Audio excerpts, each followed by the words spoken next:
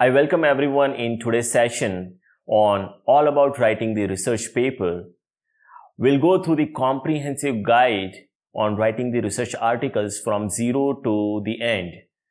In this session, what we are going to cover is, we'll begin with how to identify a research problem. Subsequently, we will see the importance of writing a review paper or writing a literature review section for our research article. As we know that planning and executing the research is extremely important, we'll take a look at each and every minute detail of that particular section. Then we'll go through the entire writing process, which is essential for writing any research article. We have to identify a proper scope of the research article. Otherwise, we may not be able to successful to lead an impactful research and high quality articles.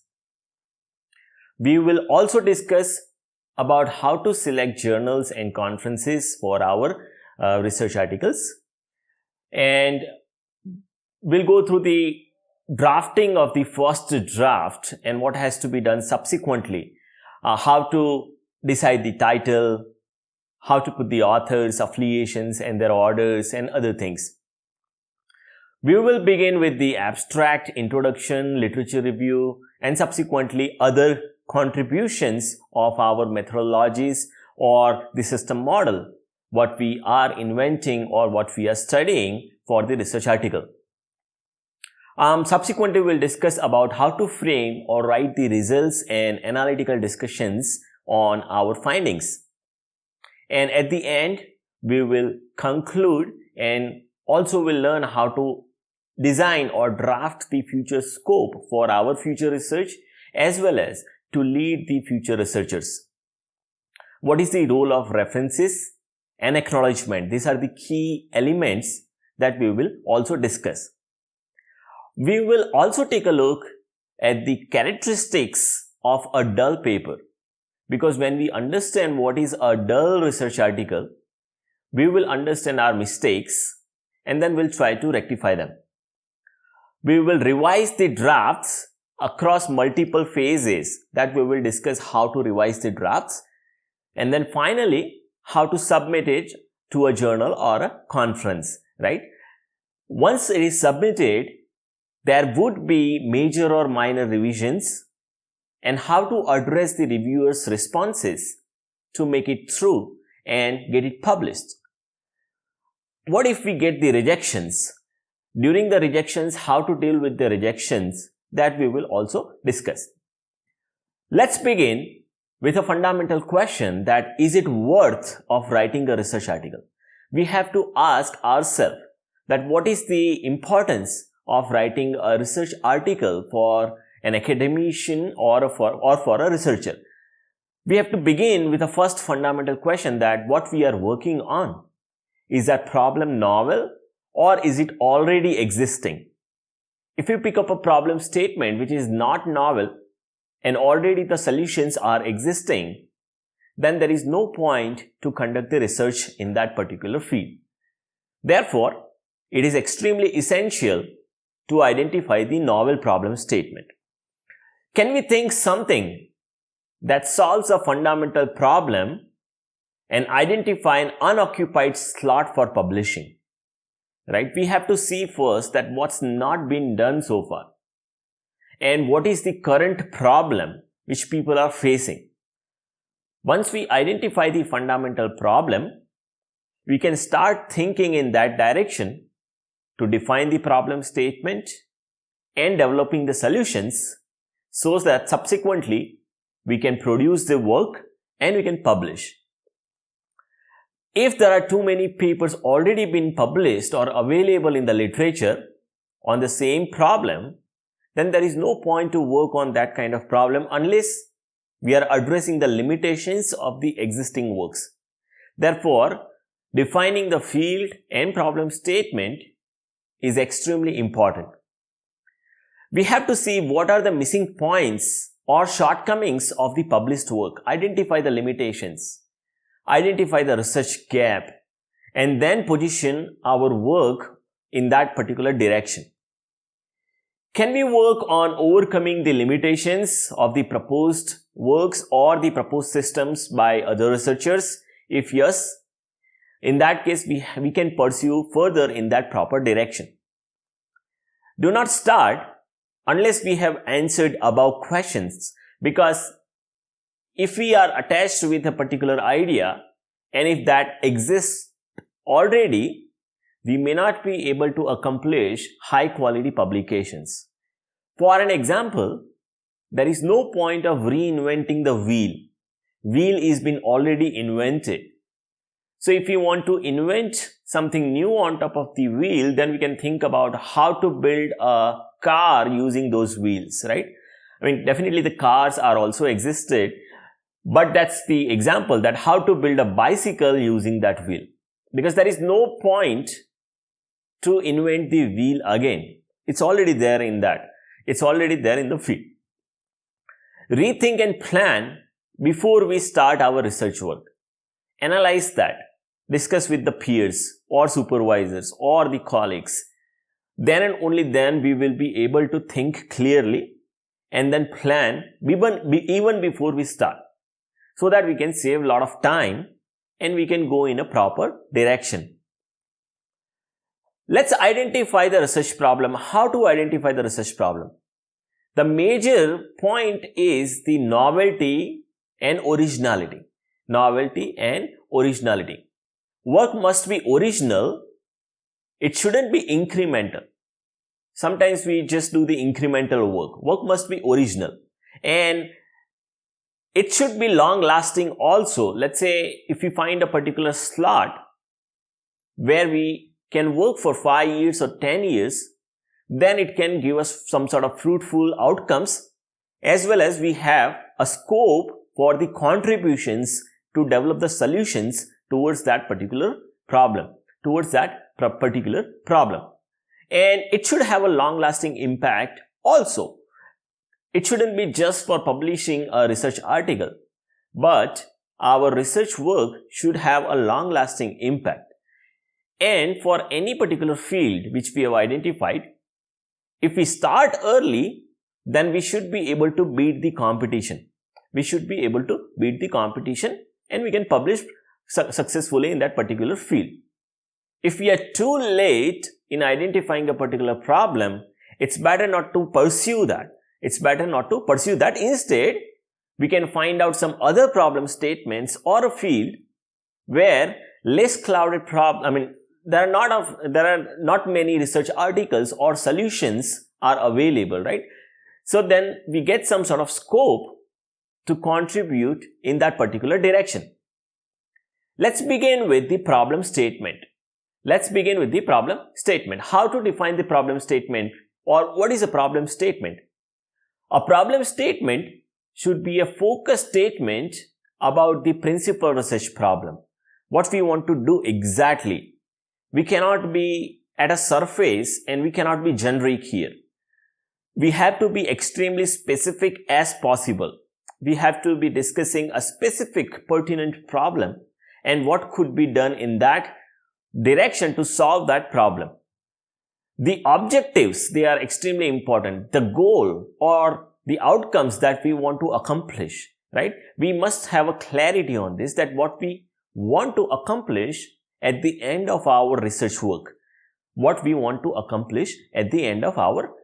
So the goal is directly tagged with a problem statement, and ideally there would be 3 to 5 objectives around that problem statement. Ideally, there would be 3 to 5 objectives around that problem statement. Identifying a potential research problem statement is sometimes difficult. So let's say we have to be a thinker, and then we have to start thinking that have I addressed the main question? Does my research problem statement pass the so what test? Does my research problem statement pass the so what test? Does my research problem statement pass how and why test, right? How will I do that? Let's say I have defined a particular problem statement. So I can conduct a so what test, that so what if I contributed in that direction, right? What would be the impact? Why am I doing this? And how will I do this? What would be the methodologies that I will develop, or what are the solutions or products that I will develop at the end of my that research, at the end of my that research? And the next question is why? Why am I doing that? Why am I doing that? Any fundamental pressing problem which is creating troubles or people are struggling with that, to solve that, we have to contribute and to develop a solution so that we can address that. What would be the impact of my research, right? Generally, when we pick up a fundamental problem statement, the impact would be significant in next 10 or 20 years. That's how the research is framed. That's how the research is framed. What would be the size of my research? Size matters a lot because we cannot just contribute at a surface with our tiny efforts, right? It should go much more deeper, and the research should be sizable, and it should meet the complexity, and the solution also should be novel, and it should create a larger impact. That's why the size also matters. For a publication, the size of the work should also matter. Next question is that I have to ask, does it address the principal problem and solve it for too many people, right? My research work should be able to solve a problem or address a problem for a society, and it should create that kind of large impact. So these are the questions which we have to ask to identify a research problem statement. Research problem statement. Once we have addressed that, next important stage begins with the planning. Next important stage begins with the planning. The planning stage is a crucial stage for performing the research and publishing the high quality research papers. Sometimes we start randomly, and after a few months or few years of our PhD or our research work, we get stuck in between because we haven't planned well. Therefore, it is extremely important that we spend substantial time in planning our research before we start, so that it can save a lot of time. It involves a deep thinking about the research problem, what we have identified, and how we will execute our research to accomplish those objectives, what we identified, and the goal, what we have defined. And accordingly, we will conduct the research, draft the research article, and then publish. Draft the research article and then publish. The same thing is applicable for patents also. Same thing is applicable for patents also. Identifying a particular topic or problem statement that matches with the scope of our assignment, right? We have to identify a particular topic or a problem statement that matches with the scope of our assignment. Let's say we are working with a particular team, or if we are pursuing a PhD, we got a supervisor. Then there would be a scope tagged in that. Or if we are working on some sort of funded projects, then there are expectations by the funding agency also. Therefore, the scope is defined. Hence, we have to define the problem statement which is aligned with that particular scope. Later, you ask how much time is allocated, right? How much time is allocated? Plan an appropriate period of time which covers the literature review, executing the research, writing the research articles, revising them, submitting to the journals or conferences. Then we revise that based on the comments, and then it leads to the final publication. Explore and study the relevant sources. Now, reading is a very essential habit that one researcher or academician or any person should have in their lives, that we have to read consistently and at a regular basis. So therefore, keep reading the relevant sources which are around your research problem. Understand the expectations very clearly in the team where you are working, for the funded project where you are working, or along with a particular supervisor with whom you are pursuing your PhD degree, right? Understand their expectations very nicely. Discuss with your supervisor and understand what are their expectations. Understanding the expectations solves lot of problems, and we can take early corrective steps if we are not doing the work in the proper direction, and we can correct our direction to match their expectations.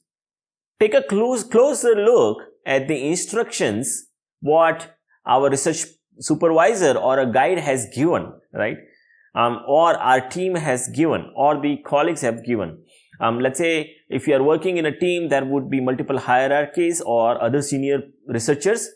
Look at their instructions and align your steps or efforts in that particular direction. Understand what is being asked of us. Identify the target journals and conferences where we want to publish. Often, it is essential that we identify the platform for publications there where we are targeting. And accordingly, we can plan the work and ensure that we are meeting that quality standard for a journal. Let's say if we are targeting for a Q1, top 5% Q1 journals, then our research work should be meeting that quality standard. And after doing the research, if the work is primitive, then it won't be published in that particular journal. Therefore, we have to plan the research ahead of the time. Therefore, we target a particular journal or set of journals, align our research in that direction, and then we conduct entire research. Understand the expected quality standard or the work level by that particular journal or conference. Understand their expectations. Understand the complexity expected. And sometimes they expect mathematical work. Sometimes they expect experimental work. Sometimes they expect basic research or applied research. Sometimes they expect extremely complex and qualityful work, right? So understand the expectations and then perform the research activities matching the expected quality standards. Then perform the research activities matching these expected quality standards by the publishers. Often we ask the questions to ourselves also. Let's say, what is my deadline? Let's say if I am a PhD scholar, then best deadline could be after the coursework is every 6 months, one journal article should be communicated. Every 6 months, one journal article should be communicated so that at least every year I can publish one journal article and I can complete my PhD in time. That kind of deadline we have to set. If we do not set the deadline, years will fly and we will not produce any outcome. At the end, we will be in a rush or we drop out. What is the goal of that particular assignment that we have to see? Let's say if we are pursuing a PhD, the goal could be publish 1 or 2 journal papers or 1 or 2 journal articles. Now, often some of the students, they say there is no such requirement. Now, universities have eliminated the requirement of publishing 1 or 2 journal articles, and they are extremely happy and joyful. But please note that your supervisor may not allow you to complete the degree without a publication, right? So maybe at least one publication is needed, and that should be a target of a researcher also, because that demonstrates that we are capable of conducting a high quality research. Which topics can we write about, right? We have to align our work with the expertise what we have. If you are not expert, we have to start reading, build the expertise or knowledge in that proper direction. The fundamental building block of any research article begins with literature review, or fundamental block begins with a literature review for any research, because we do not have a background, and if you want to pursue the research in that direction, the first step is to start reading the research articles. Right? Go through the research articles, skim them. So when you start doing the literature review for your research work, keep your scope wider and go through plenty of articles. Let's say 100 articles for an example. Skim those papers or articles. Go through their abstracts, headings and subheadings. Do not read the entire paper in first go. Let's say I got one paper, I shouldn't be open that and start reading from top to bottom everything, each and every word. Because after 10 days of substantial reading, I may find that article wasn't useful or it wasn't in the direction of my research problem statement or in the field. Therefore, perform the scheming action. Initially, just scheme these articles and then understand what is useful for us, and then filter the target articles and then read the fewer relevant papers thoroughly, and then you do the focused reading. So let's say out of 100 articles, I'll filter out maybe 5 or 10 articles, or maybe you have sample 3 articles, the best articles. So generally what I do, 3 sample papers which could be a reference for my research, and then I read them thoroughly and I try to move in that direction, solving that problem further. And that helps me to understand what kind of writing is required for a scientific research article. Read the introduction and conclusion, right? That gives you, so read the title, abstract, introduction, followed by the conclusion. By that, we understand that what is this article and what's there inside. And we can scheme and then understand that should it go to the second round of reading or should it be eliminated from the list?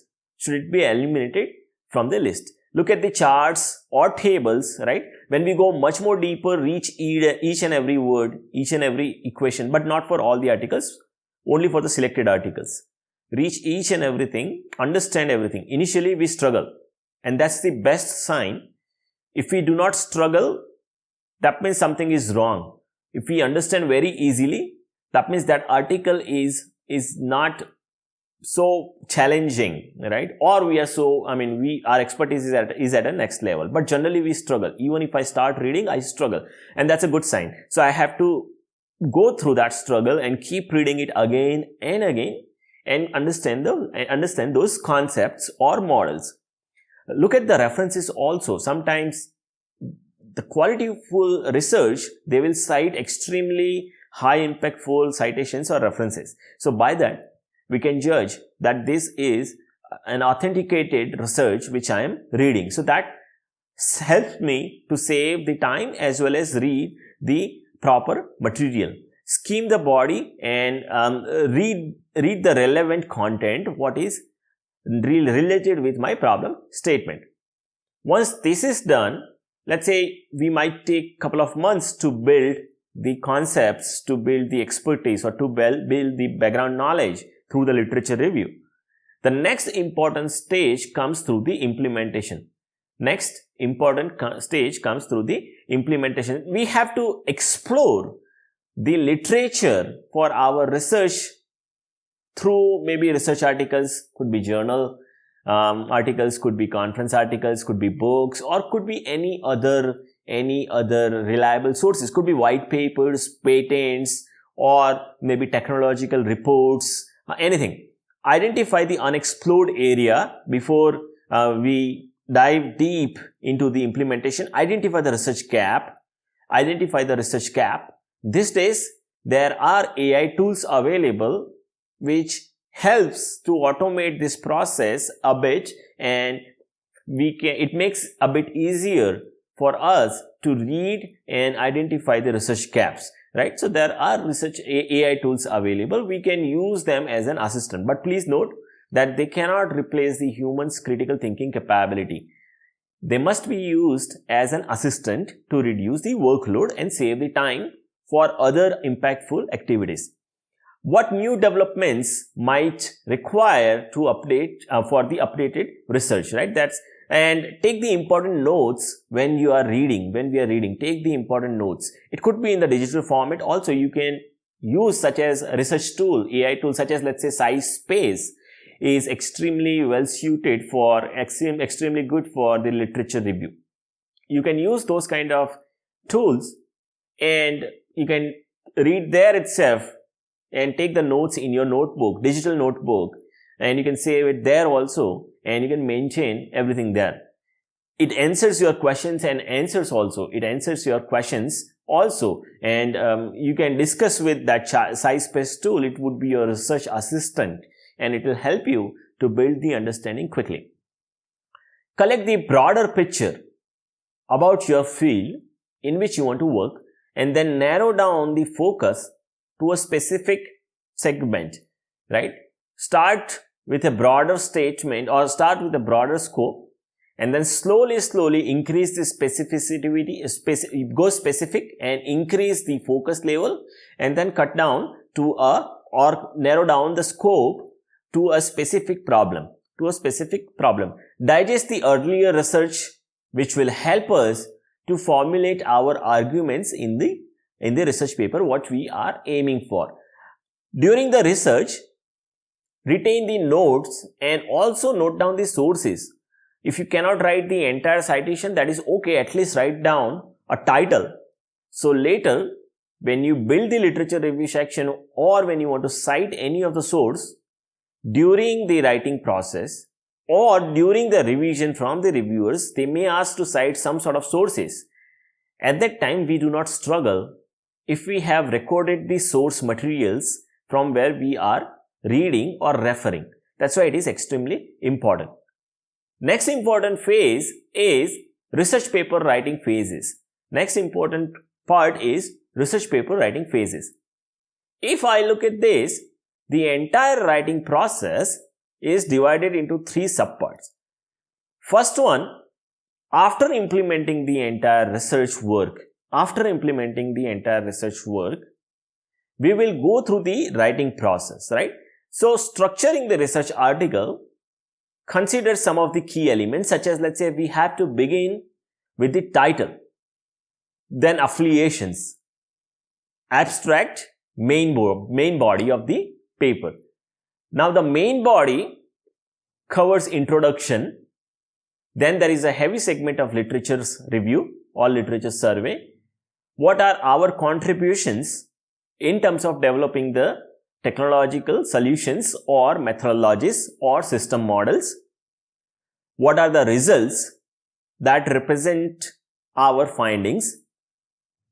Discuss those results with analytical reasoning and present it to the rest of the research community.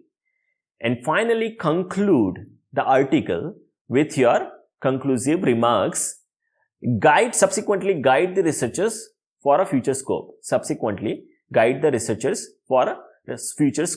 And then at the end, references will come. This is all about the structuring of the research article. We will go through each element in more detail and we'll understand what should be taken care of. The next part is, which tool do you use for writing the research articles? Most of the people, they may use Word, but if it is a scientific research article, it's better to use the cloud-based LaTeX platforms. You can use any of that, such as, let's say, Overleaf is widely used platform. And then you have to decide the journal or a conference for which you are targeting a research article. Once you have defined or decided that, find out the format prescribed by that journal or conference, and then organize your text file in that LaTeX based tool, or could be on Overleaf platform, and then design the entire research article in that. Finally, the last stage that indicates the validation and proofreading. At the end, I have to do the proofreading of it. Go through that entire article multiple times, ensure that there are no mistakes, or as least as possible there is a scope of the mistakes, right? We have to be thoroughly sure that whatever we have written, that is right as per our best of capability and knowledge. Ensure that the plagiarism is below 10%. Often some of these conferences or journals, they may have a criteria of 20%. So follow those criteria, whatever they have mentioned. Now, you have to ensure that AI score is also below 10 or 20%. Because these days, there are many AI tools available. We can use them. We can use them definitely for our assistance. But we have to acknowledge that usage is an ethical usage and we are not overusing it, and if we have used, disclose that it is used for so and so purpose to the publisher. Now, this entire process, up to certain extent, can be eased by using the AI tools. There are several AI tools available for researchers to do the brainstorming on the research questions, such as, let's say, you can explore, discuss or ask the questions or the recent research problems to Google Studio AI, which uses again Gemini at the back end. So you can think about that. You can use ChatGPT also to discuss and to leverage that, right? Those are really good tools, but ensure that the research articles shouldn't be AI generated articles. They have to use for our assistance, right? So that we can speed up our research process. Let's say we want to summarize complex topics, then again those tools are really good. If we want to summarize the literature review or have a detailed hands-on on the literature review, then SciSpace could be really a good choice. Right? SciSpace could be really a good choice. There are other tools such as, let's say, Research Rabbit, Semantic Scholars, right? Chat PDF, right? So you can get a command on one and you can use it. So one tool could be for literature review and one tool could be for brainstorming, paraphrasing and so on, right? When you want to draft or paraphrase, there are multiple tools such as, let's say, Grammarly, WordTune, Jenny AI, right? Or you can use ChatGPT, you can use Gemini or Google Studio AI for paraphrasing also, and disclose that you have used those tools for paraphrasing purpose, but the ideas are yours and they are original. You are not copying the ideas from somewhere. And refer the entire material, right? Refer the entire material from where that is coming. Analyzing the extensive documents, yes, SciSpace does it very nicely. Furthermore, this also does it. You can attach the files, and any of these large language models, they do it nicely. Maintaining the academic integrity, that means identify the plagiarism index and AI score. Mostly people use Turnitin widely, where it indicates the plagiarism, as well as there is a new feature for checking the AI score also, So be aware of these research AI tools for researchers so that it may help you to speed up your process. Let's begin with the characteristics of a research paper. We have to understand what could be a research paper, right? A research paper is a piece of writing that attempts to present the focused solution to the specific research problem. And the center of the research paper would be a problem statement. What we are discussing. It would present the in-depth study of a research question for a particular problem statement which we have defined. So our entire work should be focused around the problem statement, and it should be original and innovative. The work what we are putting in the research article, it should be original and innovative, and it should contribute something novel. In support of the problem statement, a varieties of sources we have to go through, read them and cite them also. Let's say a good research article, a researcher will go through, let's say, at least 50 to 100 other research articles to build the knowledge, and they cite those articles also, right? In-depth writing, which requires detailed planning and sizable research contribution. Therefore, when conducting the research, be critical. Go as much as deeper as we can and develop the solutions as novel as possible, so that when writing, we match the size of expectations given by the publishers. The low quality research articles, they will be rejected immediately, even in the preliminary scanning process itself. Identify the scope of the research article. Identify the scope of the research article. Always stay around the problem statement, what we have defined. Stay around that.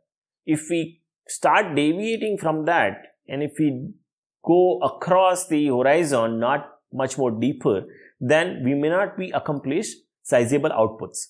We have to be specific, extremely specific in designing the methodologies and solutions to address the problem statement what we have defined. Be extremely specific.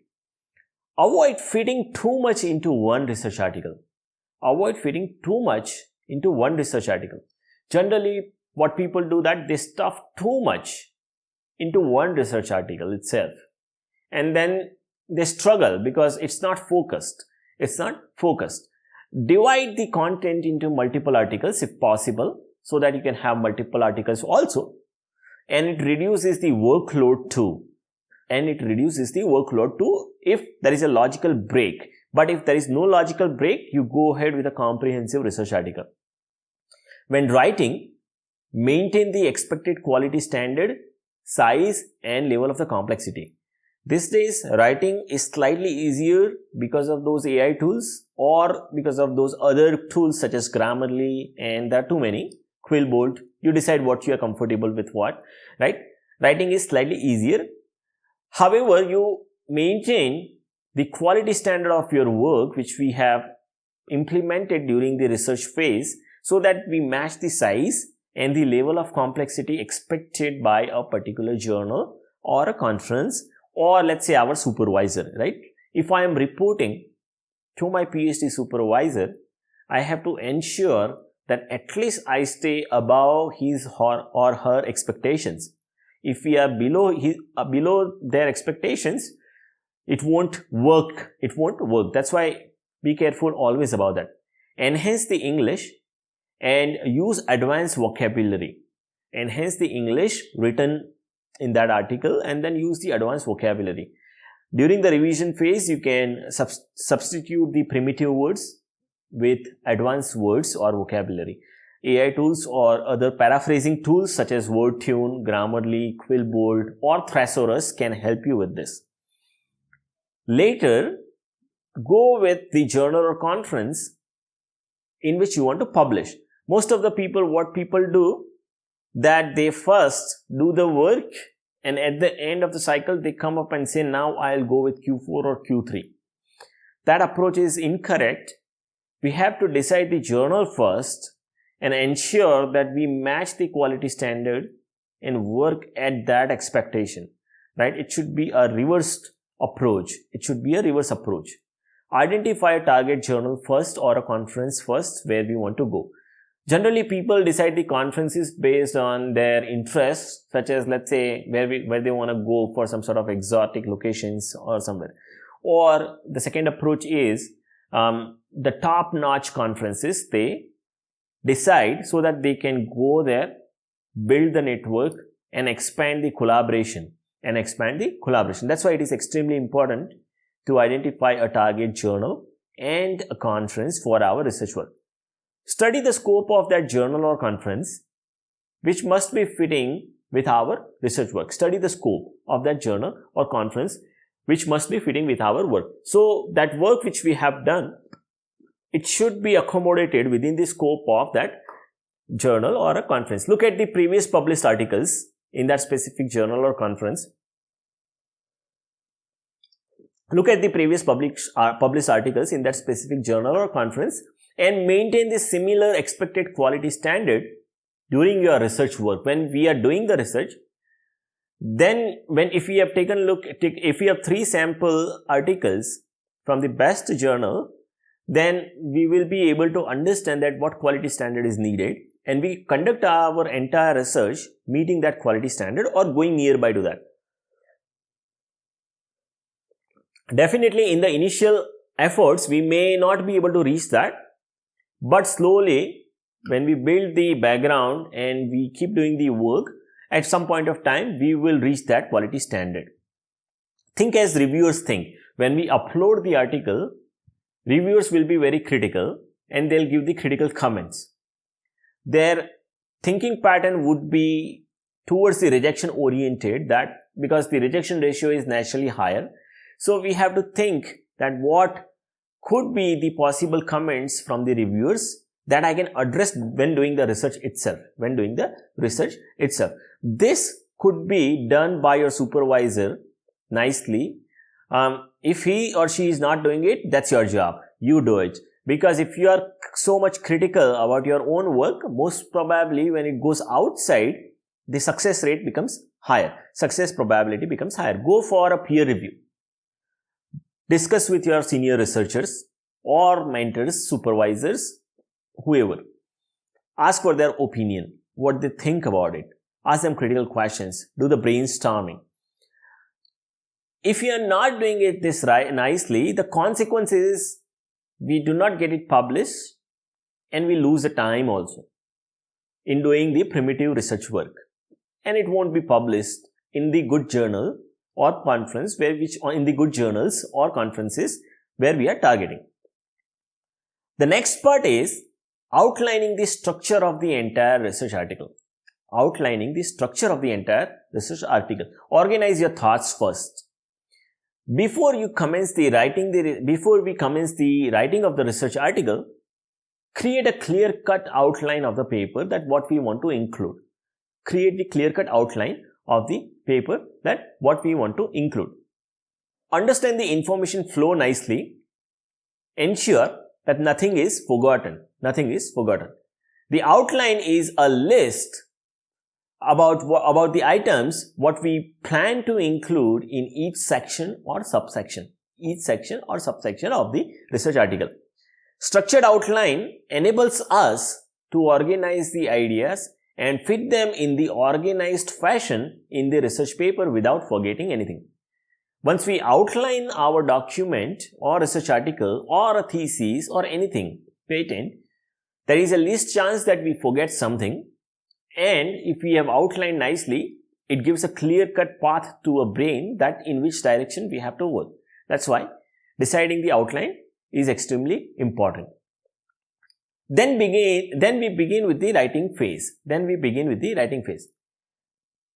When you start writing the research paper, generally many researchers, the seasoned researchers or the experienced researchers, they prefer to write the main body of the work first, the technical section or the core section of the work first. And that makes sense also, that the work which we have done, we can write that first and later we can develop the abstract introduction, which includes the literature review also, and the conclusion once we have written the main body. Once we have written the main body, we get the clear idea that what could be the items in abstract or points in abstract, what could be the introduction, and we can frame the story and preface in that way, subsequently followed by the detailed literature review, and at the end, the conclusion also. Because when we have drafted the main body, it would be easier for us to draft the conclusion, abstract and introduction. That's why they start at a later stage. Also consider the word count and page limit for a given journal.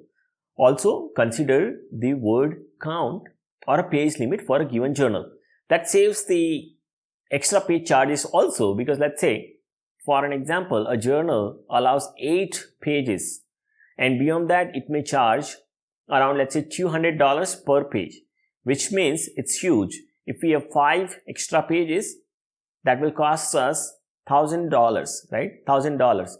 So that's huge. So it's better to be crisp, concise. How much do you want to cover in a single research article? You are check. Do not stuff in everything which is unessential to save the cost, and that will cut down the workload also. Do not put everything in just one paper. You can publish multiple articles. If you have multiple methodologies, save it for later for a second article. Once those things are done, first draft needs to be prepared, right? So the ideas what you have in your brain, transform those ideas into discussions. At this point of time, we are turning our preliminary ideas into arguments, rational discussions, or conclusive points, and then methodologies, and then we start writing. They may not be perfectly formulated during your first attempt, which is absolutely fine. Maintain the momentum when we are going forward. Maintain the momentum. Keep going forward. Keep going forward. Do not get stuck, because that will hamper our momentum and we get stuck somewhere. So we can write down in the flow and then perfect it later. We can perfect it later. Later you can use any of those AI tools as an assistant to check the grammar or to do the paraphrasing or to enhance the English. Do not get hung up on any of the difficulties which we encounter, right? You will lose the momentum, and later definitely we can revisit and change if we have missed something or if we have written something incorrectly. So keep going forward. Express yourself with the clarity, right? Slow down your thoughts. Express yourself with clarity. Go much more deeper. It's okay not to do everything, and it's absolutely okay to just know 10%. 10%, right? 10% means, let's say, one particular field, you go much more deeper and know everything. We don't want to take 100% across all the fields, but the field, what we do, that we want to go much more deeper with 100% efforts, right? So it's okay if we do not know 10 things, and it's absolutely fine if we know just 2 things, but thoroughly everything. So have a clarity. Try to write clearly and concisely. Try to write clearly and concisely. This is something which we can improve later also. Let's say you are jotting down your thoughts and keep going. When you revisit, go with a clarity and reduce the wordiness. But it's also important that we have a clarity, right? So some sort of clarity. We can note down the bullet points with clarity, and then later you can expand on it. Be flexible. Do not be afraid of make adjustments to our plan, arguments or structure of our research paper which we have decided. Let's say we have defined the outlines, but be flexible,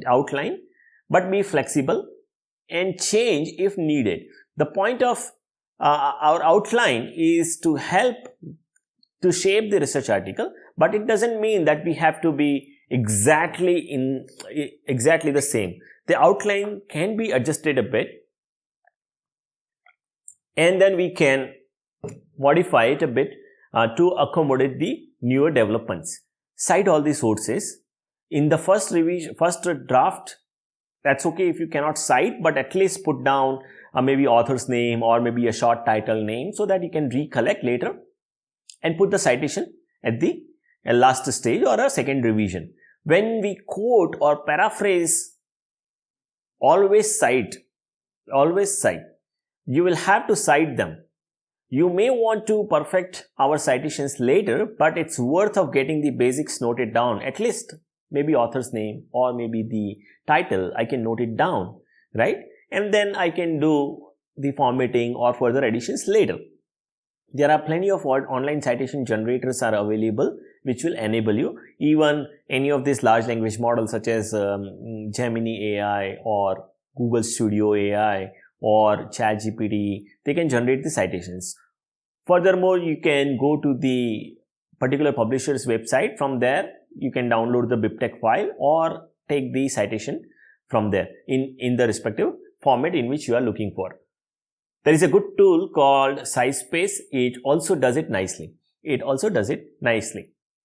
Now, to do the efficient research and followed by the efficient writing process, your scope and your expertise and your background should be widened, and that comes only through reading. So always read, right? Maybe develop a habit of daily 1 hour of reading. I'm not talking about reading the novels. Or I'm not talking about reading the newspapers. I'm talking about reading the research articles, good research articles, substantial research articles which present substantial work. That kind of tougher articles I'm talking about to read. Get the habit of reading and read it through the soft copies. Do not take a printout and read, because let's say you have 100 articles, you cannot carry them with you, but that's so heavy. And when we use, let's say, this AI tools such as SciSpace or maybe PDF editors or PDF readers, you have the AI assistant there. If you're not able to understand a particular equation or a particular text, or somewhere if you want to find out some related papers or articles, we can do that ping or question answers with that AI assistant in that online document. You can do the Control F search very easily, because that's what I like it most. Control F, I can search it, read it with a selective focus, right, on which I want to read. You can access the papers from anywhere. Let's say put them on the Google Drive or just take the pen drive, up to you. But hard copies definitely no. Let's say you are going for an interview after PhD for a faculty position, or maybe somewhere, whatever. You are going to attend a conference or maybe somewhere. You cannot carry 100 papers together. That's not feasible. That's unfeasible, right? You cannot carry 100 articles, hard copies with you. You cannot carry 10 books together with you. It's so heavy. Better to put it on a Google Drive or somewhere and then read. Go digital. Go digital. Use these AI tools. Read there along with them, so that you can ease up your reading process. You can make meaningful reading. Take notes as you read. I mean digital notes, right? Develop the system of highlighting and underlining everything digitally, definitely, so that you can refer to them when you are building your literature review section. You can refer to them when reviewers ask the question that where is the citation for this. You can refer to them when you are deciding your system model or methodologies. So that's how you can build. Do not hesitate to take the helps from the sources. Do not hesitate to take the help from the sources, such as, let's say, AI tools, what we have discussed. You can use them. Use them ethically, not unethically. You can discuss with the professors, those who are the experts, or you can go and chat with other scholars in your team. You can attend the conferences, meet other researchers and discuss with them. Look at the social media research groups. There are multiple of them. There are multiple online Q&A portals where you can drop your query and answer. These days, ChatGPT, Gemini AI, Google Studio have replaced them. So you can use AI tools to do your question and answers. If you're using a particular hardware or a software, and if you're stuck somewhere, drop a ticket or a query question to them that this is where I am stuck, and then resolve it so that your question can be addressed quickly. There are multiple writing tutors. Personally, I do not recommend that, but it's your choice. Content tutors are also available. They will mentor you for writing and content developing. But personally, I do not prefer them. Always have 3 model research papers. And when you decide these 3 model research papers, do not select those international journals, with the journal's name which starts with IJ, never read them. So read some sort of authenticated or very well-known, or those publishers, such as, let's say, IEEE is a good publisher, Elsevier is a good publisher, right? Read those kind of good journal articles, or published by the good journals, right? So that decide those three articles, and when you conduct your research, stay around that to meet the quality standard. There would be motivational sources also. Get the habit of reading about the other researchers' profile. I like it. Sometimes I read the other researchers' profile or their list of publications on Google Scholar. That gives the motivation, and that helps to set our direction in the particular direction. Also, we can reach those researchers for their guidance. Subscribe to the Google Scholars alert of your favorite researchers in the field in which you are looking for to generate the research, right? And ResearchGate is a good platform. Google Scholar is a good platform to follow the relevant researchers and follow their updates, the publications which they are publishing. Time to time, it sends the notification, and then I can go through those articles. It's always advisable to track or learn about other people's profiles so that we can look at our mistakes and modify them. Let's begin with the writing. It begins with framing the title. The title must be crisp. It must reflect the entire work. Title itself should be able to see that what is the work within this entire article, because it must be crisp and impactful, because this is the only thing which reviewers will read first. If the title is not concise, crisp and impactful, they will not go further, right? They'll not go further. It should be precise, and length could be around 6 to 12 words. Not like, we should not write a paragraph in the title. We cannot write a paragraph in the title. You can write the paragraph in introduction, abstract, or maybe somewhere, not in the title. It should be around 6 to 12 words, max 2 lines. Such as, let's say, for an example, machine learning oriented, dynamic cost factor based, routing in communication networks, CRISP. Such as, let's say, recent progresses in surface plasmon resonance based sensors, a comprehensive review, right? It clearly presents here. Look at this. This says that I am reviewing surface plasmon resonance based sensors, right? Here it says that I am designing the routing algorithms for communication networks using machine learning methods. So that's how I can decide the title. Next important thing is authors. The authors and co-authors, you have to note down their names. People will write doctor, professor, Mr., Mrs. No, those things are not required. Only the names, no salutation. No salutations, only the names. No salutations, right? No salutations. Later, you have to put the affiliations, the organization where they belong. And if they are having a particular membership, let's say senior member of IEEE or somewhere, then you can put them that senior member of IEEE or senior member of so and so body. One best, that what you feel, that you can put them here and format them as per the publisher's guideline. Let's say IEEE, Elsevier, Wiley, or Hindwai, wherever you are trying to publish, follow their formatting guidelines. Let's begin with the abstract.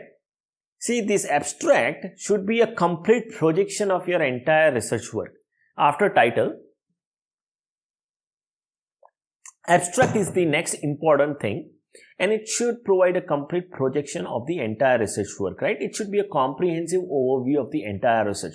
In 300 words or 250 words, you have to describe everything. Then, what are the major contributions in that particular research, the article which you are framing, and then what are your contributions? The unique aspects of the innovations, the research, right, what we have conducted, what are the novelties in that? What are the unique innovations that we are bringing through? What are the methods and algorithms that we have developed? The techniques, what we have used to accomplish those results, right, that we have to do. Put some sort of pinnacle discussions about your those things, and interpretations and analysis of the results. Few results, right? Not everything. The best result you can discuss in terms of number in the abstract, in terms of numbers, not in terms of trend. You can say, let's say, my method X is accomplishing 30% of improvement compared to the existing method. That's how you can decide. My method X is accomplishing 20% of the improvement or 30% of the improvement compared to the other methods.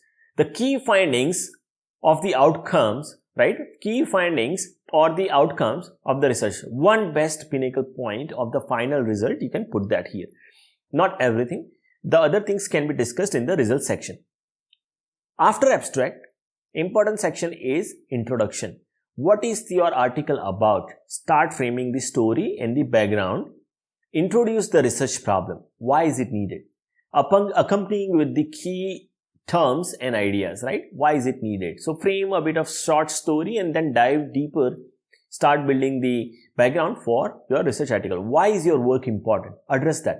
Why are we doing this work? Explain that in the introduction. State that clearly. Explain the readers what novel insights we are bringing in the current article. How will you make your arguments, right? How are we going to frame the subsequent sections? So clearly define them. Brief introduction about the existing literature trends. So after you have done that, you can have this let's say related works subsection in the introduction, related works, where you can draft a literature review about the existing research trend and cite the other research articles and subsequently stem and lead the discussion to indicate what are the opportunities, limitations and challenges in the current work. What are the opportunities, limitations and challenges in the current work. Detailed literature summary about what other researchers have contributed in the recent years, right? Go and do. Generally, people will refer some fundamental papers, let's say 50 years older article. For some sort of one or two research citations are okay, but try to follow last 3 to 5 years of research articles and cite them, correct? Do not read too much of older articles because they may be outdated. So, because the technology progresses very fast.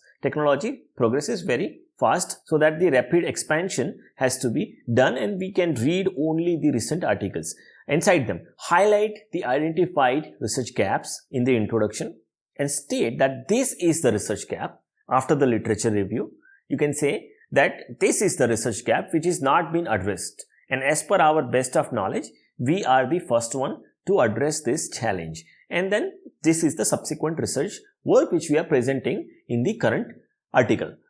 Convince the readers that our paper represents the novel and essential research contributions, right? Convince the readers that our research article represents the novel and essential research contributions. Give a quick summary. Say that section number 2 presents methodology. Section number 3 presents maybe algorithms. Section number 4 presents the results, and section number 5 concludes and acknowledges the paper, and so on. You can build the structure, and at the end of the introduction, after claiming your contributions, put that organization section. So you can begin introduction first with the story, then build the background, then literature review, then claim the novelty points which you are bringing in, and then at the end provide the structure of the organization. That gives your article. The next section is your main body, the core section or the technical section. Sometimes it starts with a system model. And it will have multiple sections and subsections. Each will cover a specific idea connecting with your problem statement, right?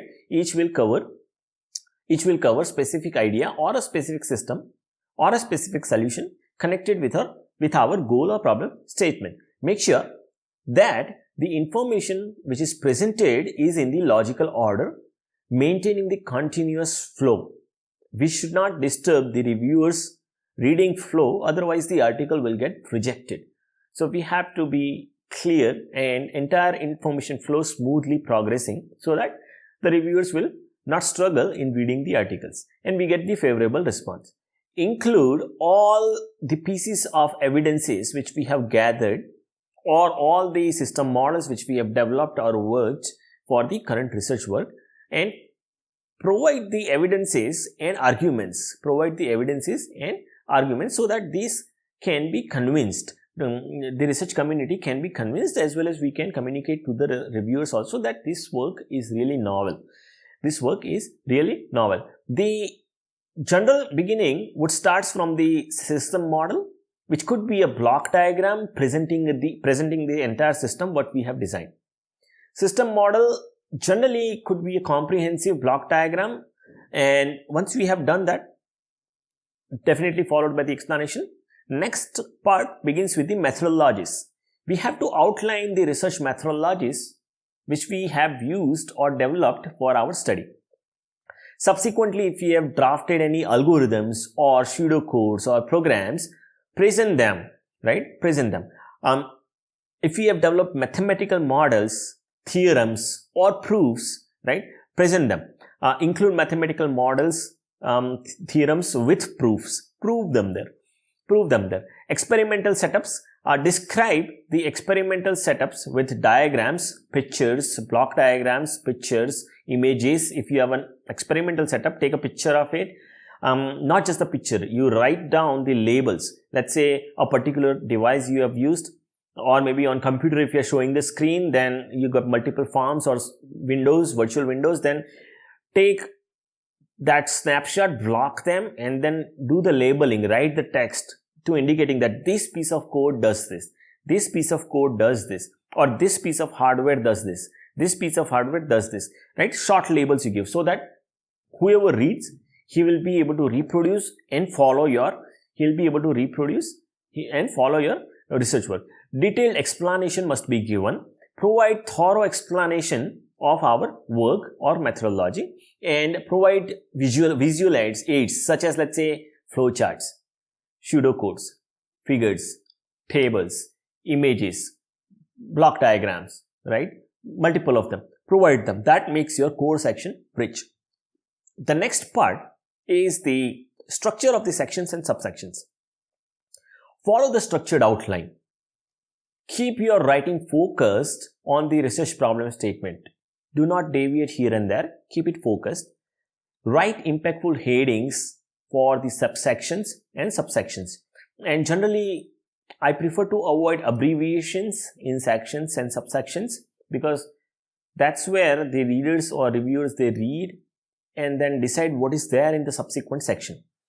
The heading must be concise and crisp, and it should be able to present the primary content which is coming on in the section. It should be impactful. The headings, right?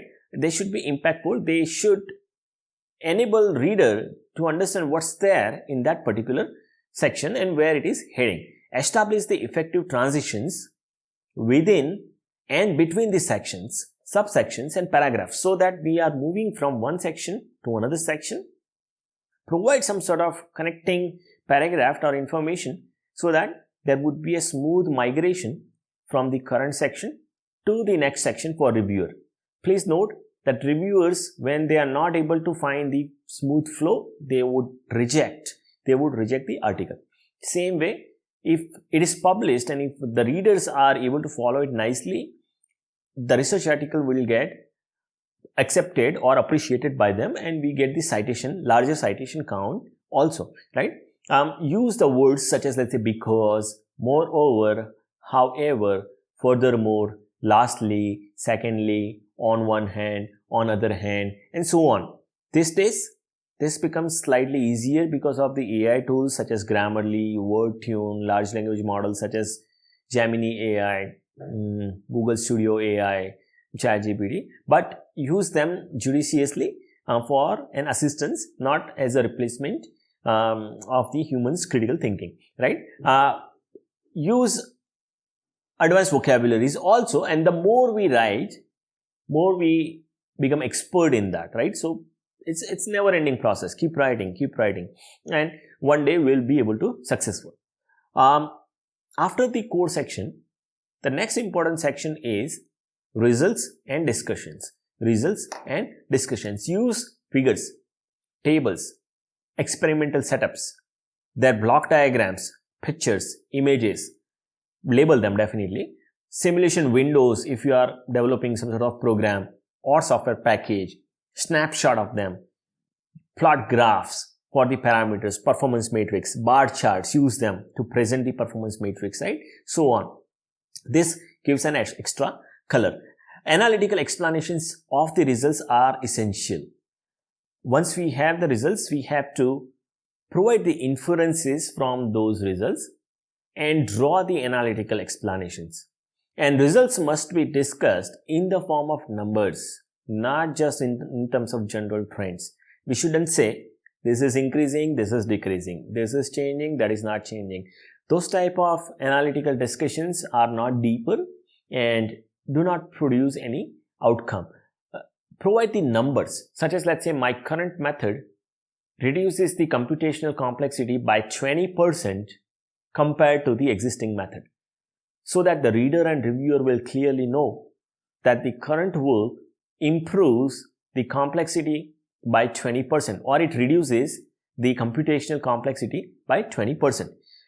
Provide comparative statements, compare them with the numbers, draw the conclusive points from the outcomes or findings what we have.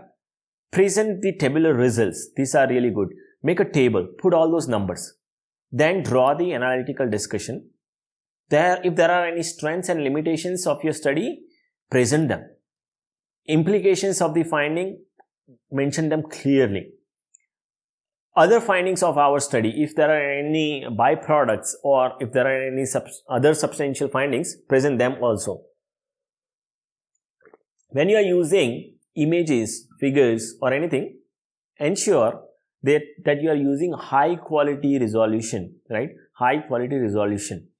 Ensure that you have very nicely taken snapshot which are the aspect ratio is good, resolution is good, right? Next important part is the abbreviation. Abbreviations are extremely important. Abbreviations are generally defined for the frequently or repeatedly used terms in the research article.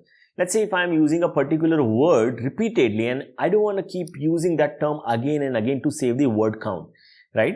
So if you are using those terms very frequently, for an example, in the research article, let's say if mobile routing I'm using and which is repeatedly used, then I would define that first, when it comes first, I would define that mobile routing in bracket MR, which can be defined as MR, right? I have defined that, and then now subsequently in the paper, wherever I find mobile routing, I'll use MR.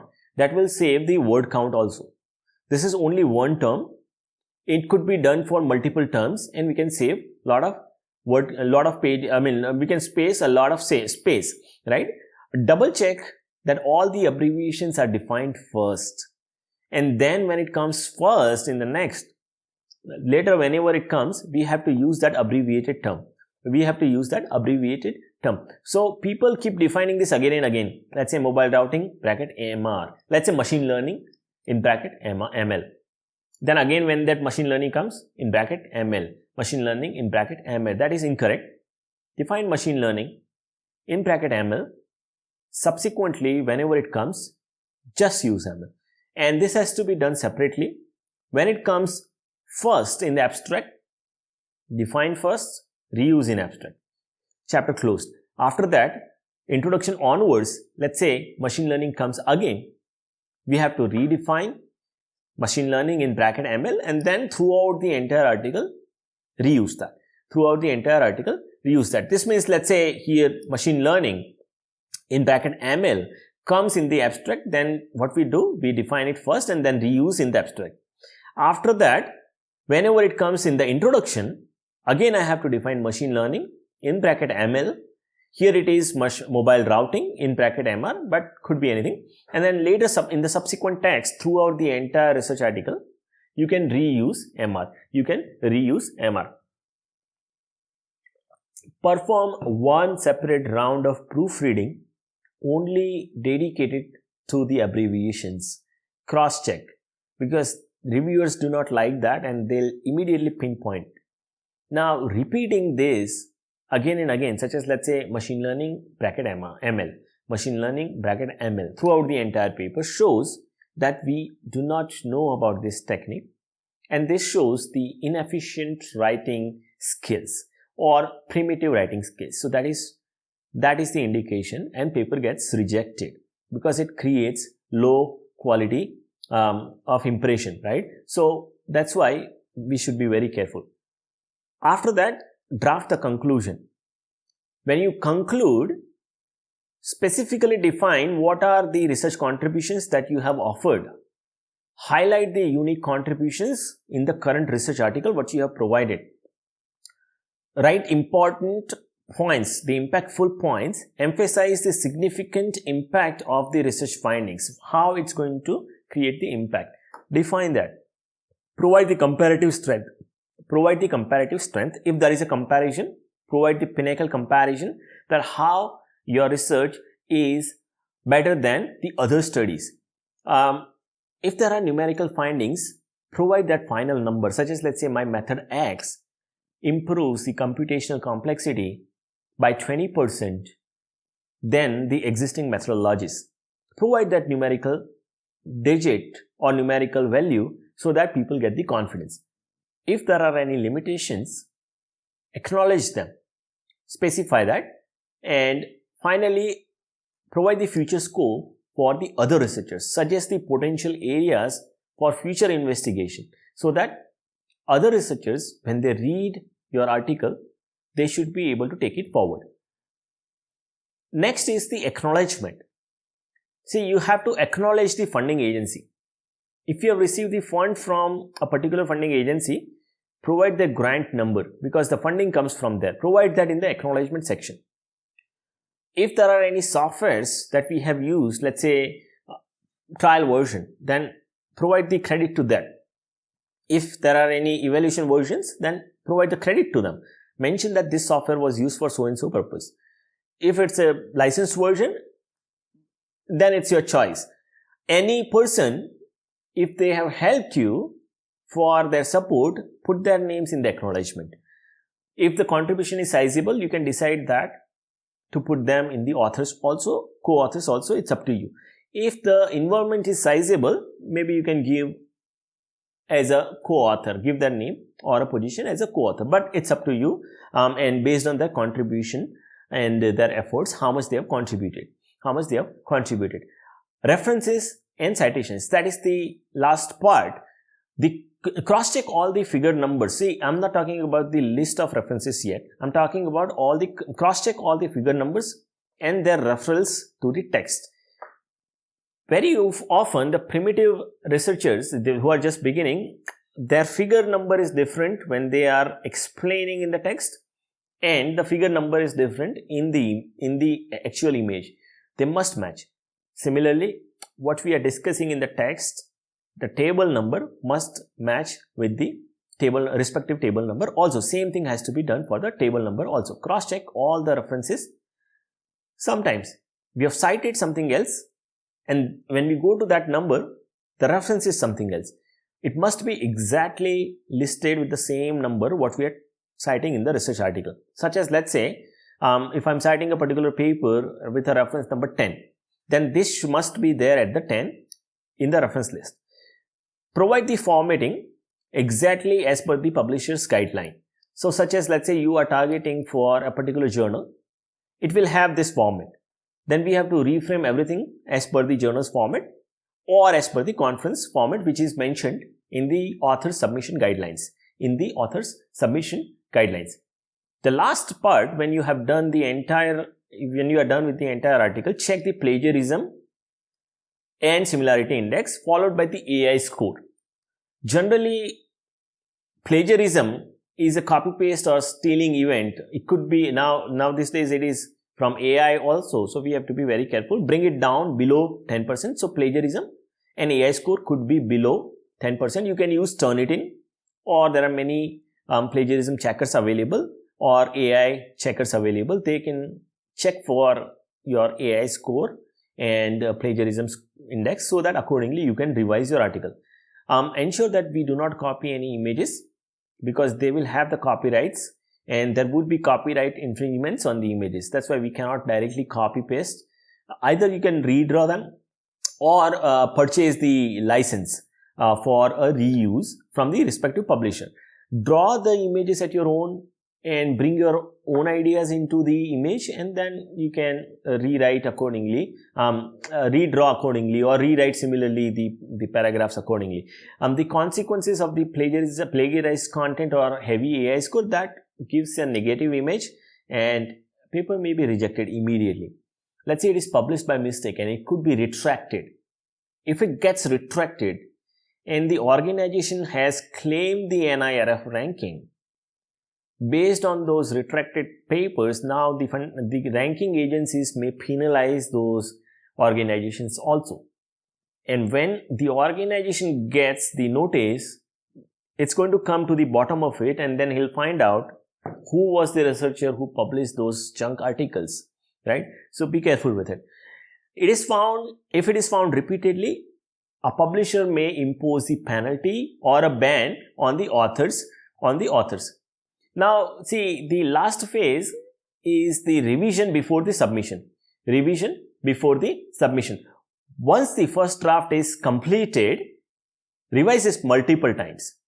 Before you share the complete manuscript to your supervisor or guide, ensure that at least 2 times we have revised in our own words. And during each revision, aim to improve the quality by 10 to 15%. And the revision process is really crucial. Arrange the entire paper in good shape before the final submission. The revision process is crucial to arrange your paper in a good shape before the final submission, right? Ensure that entire work or writing is lined up with the problem statement, and if there is anything missing, check. If the first draft is written clearly, then it's good. Otherwise, you keep revising, improve the clarity, and keep going further. Are there any confusing or ambiguous paragraphs? Look and rectify them, right? If it is too lengthy, and if it is too much into a single article, shorten them. Can we cut down something and save it for later? Check if it is too lengthy. If it is too short and it doesn't meet the expected quality standard or complexity standard, then you have to redo some sort of additional work also. Or you have to do some sort of additional work also to match the quality standard. It should not look dull. The article must not look dull, otherwise it gets rejected. Take a careful look at your first draft and the areas of improvement, and be mentally prepared to do whatever it takes to improve. And see, if there is a need to change the outline, go ahead and restructure it. Do not be stubborn. Be flexible. Sometimes change is inevitable, and then we have to do that in order to improve. Cut down all the redundant and irrelevant segments. Sometimes we keep repeating same information again and again. Avoid the repetitions, right? That is not essential. Prioritize the most significant change first. Identify the major change that will create the impact or knock-on effect on the entire article, and start executing those transformations first. This is once we have written the entire article, and then second time when we are revising, reorder the information if it is needed. Reformulate the arguments to make it more clear and substantial, right? Present the information in a different order if it is not matching the order, right? Change it. Cut, add, whatever it takes, do. Be flexible. Do what's suitable to improve the quality. Overcome the psychological barriers. And pushbacks, right? To publish in the good journals, we have to be putting our efforts in overcoming them. Do not hesitate to restore something back if the newer version doesn't work. After a revision, let's say some of the part is not fitting in, and if you want to restore back it to the older version, do that. That's okay.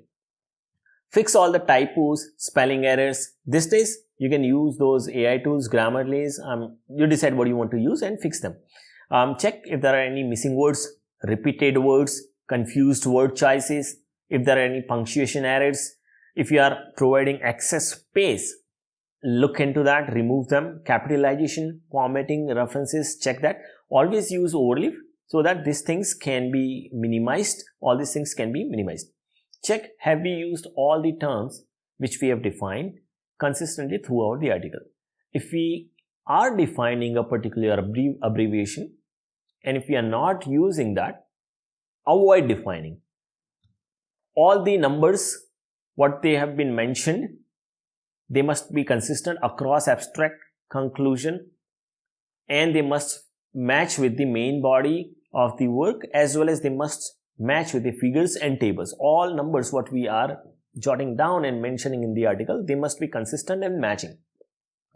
All the citations must be matched with the exact numbering with the reference list. They must be matched with the exact numbers with the reference list. References must be properly formatted as per the guidelines given by the journal or a conference. Generally, we use overleaf, and this is done automatically by overleaf. Check the document, the entire formatting, syntax, grammar, everything. Check it nicely.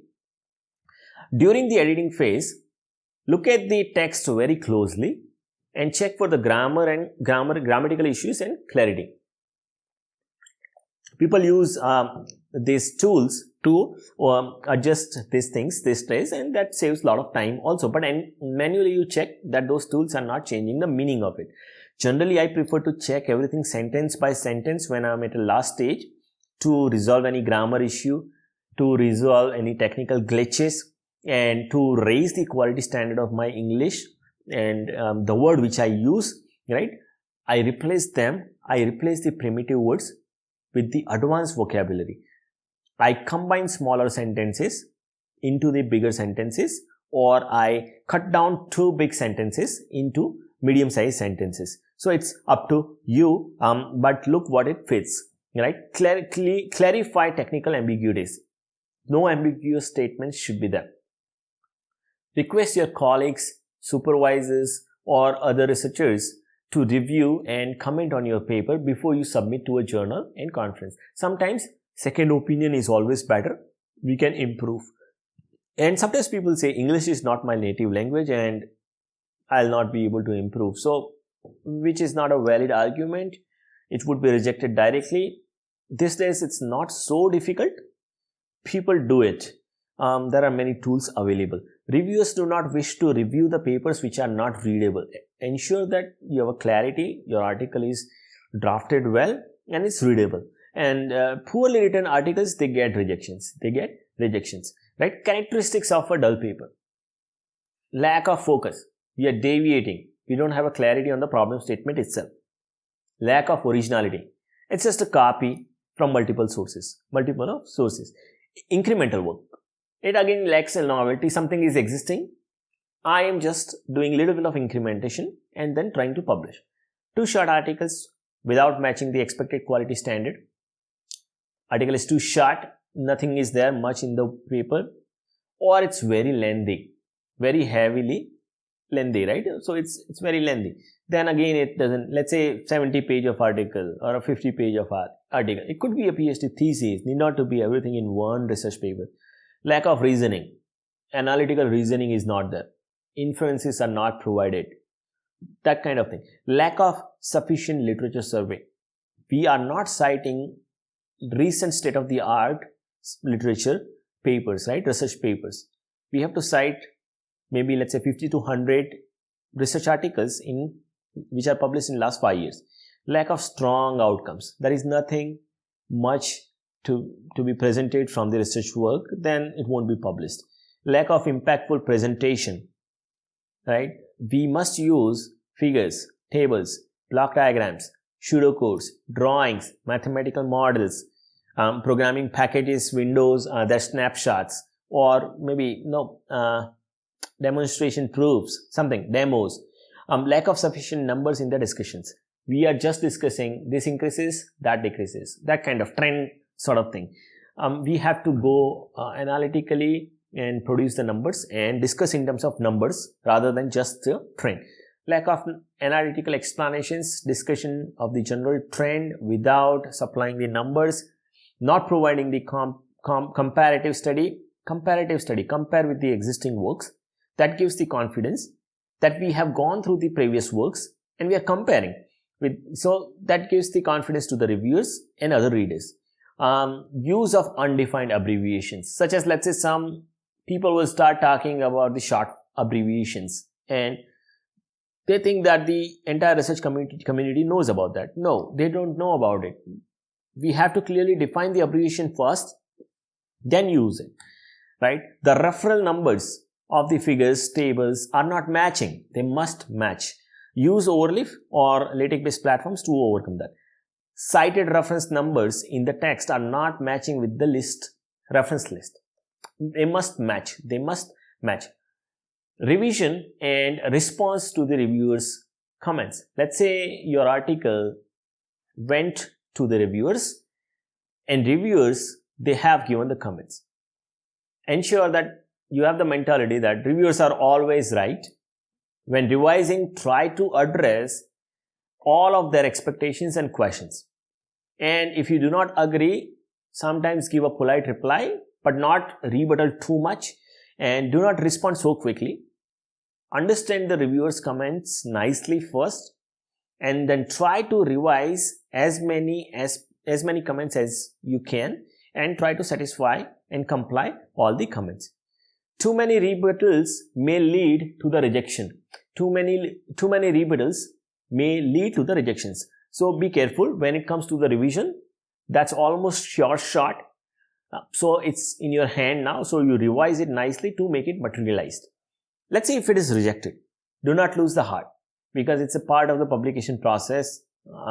Rejection will happen. Mostly when we do the first attempt, our paper will be rejected. So never lose the heart.